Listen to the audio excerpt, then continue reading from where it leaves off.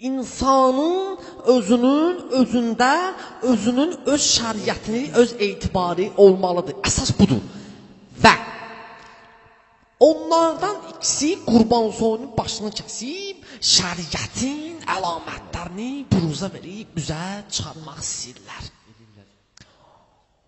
Dində elə bir təxribatlar olub ki, onun o tərəfinin cəhənnəmin dibinin açdıqlarının bütün yerdə qalan hamısını o özü öz əli ilə cəmaata sübut edib. Bəli.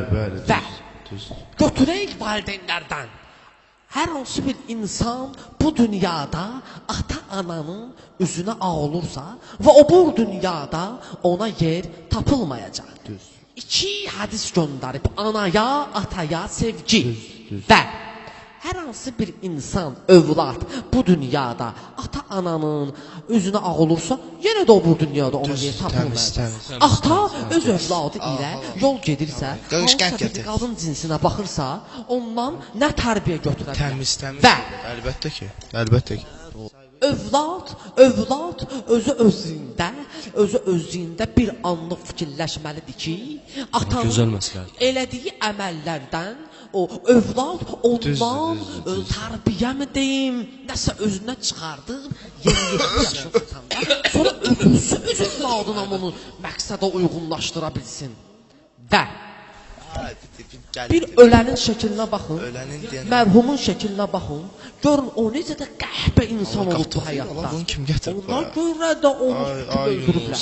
Və uzaqdan, yaxından gələnlər, çox sağ olun. Sikim sizin var yoxunuzu. Nəyə görə? Var yoxunuzu sikim ki, mikrofon. Yasa mərasimə gəlib onun mərasimdə iştirak edirsiniz. Bu götürən insan olub. Dolub gəlmişsiniz ki, bu götürənin yas mərasimində iştirak edəsiniz.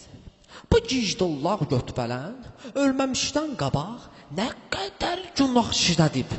Onun yeri cənnət deyir, ola da bilməz. Onun götünü sikəcəklər cəhənnəmdə. Və o özündə bir anlıq fikirləşmir ki, fani həyatdır, bu mənasız həyatdır. Və biz bu gündə bir daha mən sizə deyirəm öz adımdan, sikim sizin var yoxunuzu bura gəlib iştirak etdiyinizə görə. Hamınız siktirin götün buradan.